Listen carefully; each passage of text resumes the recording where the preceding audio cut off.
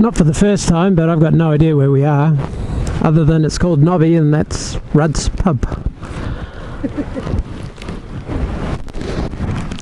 After a very tasty lunch at the pub, I highly recommend the soup and garlic bread.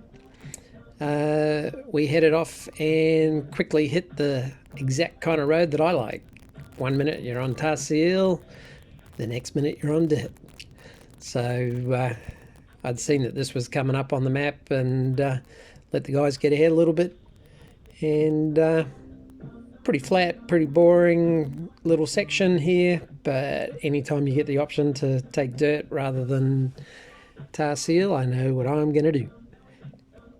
A couple of corners, and unfortunately with my microphone in the helmet, I had been trying a couple of different condenser microphones, and I bought one from Jaycar, which was a stereo one, which was supposed to be compatible, and then I bought an omnidirectional one, and neither of them really did very well. So in the end, I listened to what Neil said and tried a mobile phone microphone tucked under the cheek pad with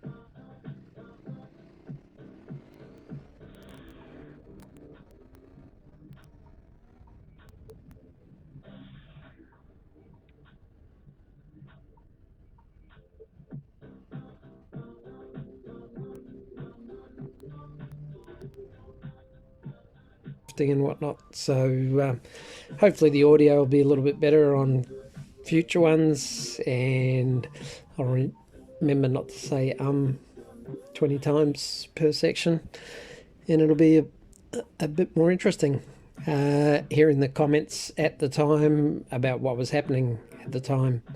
So it's not particularly dusty on this ride. There'd been some rain out and about on this side of the ranges, so we were able to ride a little bit closer than normal, and where there's good visibility, it's not a drama to sit off to the side of another rider and just keep out of their direct roost. I was wearing City Crossfire 2s and my knee braces, which have pads on them, and therefore I didn't mind sitting where I was, just off the back wheel of Michael's 1290 and with the GSA in front. But just as a word of warning, I do have to say that occasionally a bike will flick a rock out sideways through no fault of the rider, and that rock will be going basically 0 kilometers an hour because it gets flicked out by the back tire, and you run into it at 100 kilometers an hour.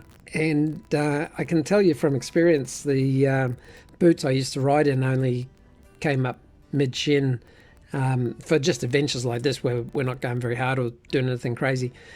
And I ran into a rock, which I guess I ran into the pointed end, which went all the way into the bone, and was painful and took ages to come right. So since then, anytime I go adventure riding, I just wear all the gear. I've got a lighter set of knee pads, which I can wear with those slightly shorter boots. But yeah, when it gets dusty, I prefer actually dropping back and letting the other guys go.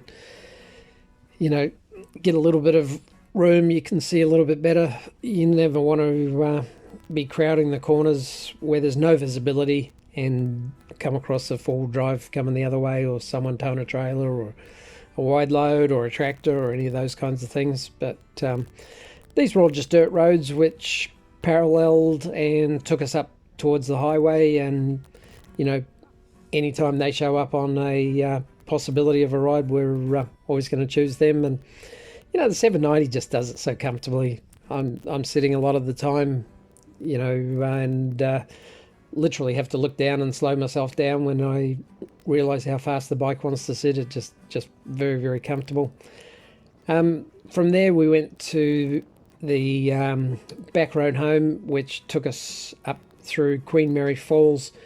It's quite a scenic ride. It is a little bit over policed and a little bit over speed limit reductions and stuff in there, so it's a little bit crazy. It was actually too late in the day for us to be able to go through the Condamine section, because they've got some gates and stuff closed through there at the moment. So just thought I'd put a speeded up version of this. It's a nice windy road, and if you are into the scenery, there's some nice places to stop and have outlooks over things. And I think there's a walk you can take probably to the falls that it's named after, but I've never done the walk. I'm always in motorbike bits usually. And yeah, we're just cruising through that and then heading back towards home.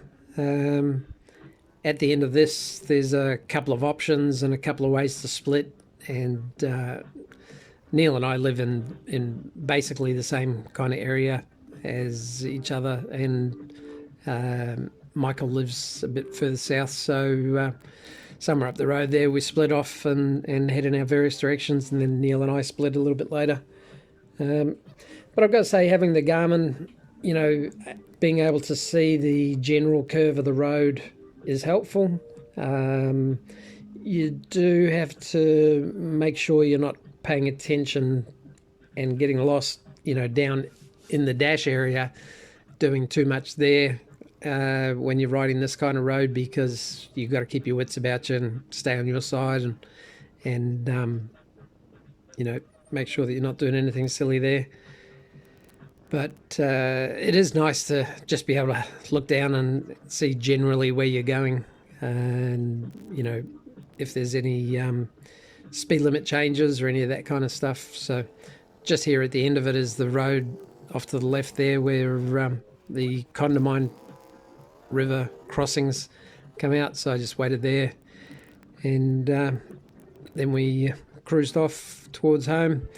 As you can see, the shadows are getting a bit longer, and basically any time from here on, other than a few cows on the road, you are really watching out for kangaroos to come bouncing out of the side of the road.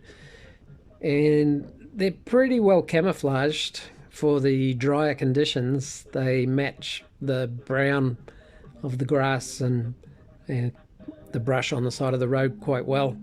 So yeah, it's just something that once it gets past about 4 o'clock in winter, you start looking out for them and keep an eye out, make sure there's not anything popping out. The other interesting thing with the roos is there's never just one of them. They're pack animals, and if you see one coming across the road, you're going to see anywhere from 2 or 3 to 6 or 10. Particularly in the outback, they'll travel in bigger packs. So they'll also pop out of quite small little areas that you don't think anything's there, and it's obviously where they spend the rest of the day, just sitting in the shade.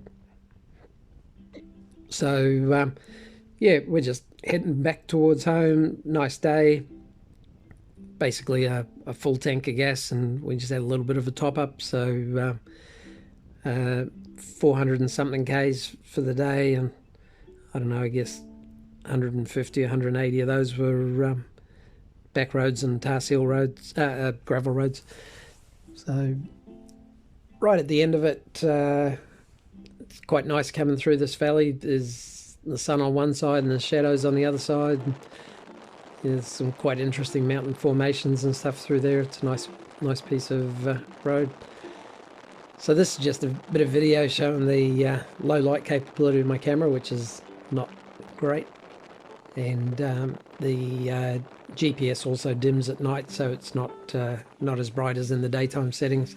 Even if you've got it on night, it goes down in brightness. So that's it for this ride, and thanks to Neil and Michael for taking us along and showing us some roads I haven't been on before. And if you enjoy, please like and subscribe and drop a comment and I will reply. Cheers.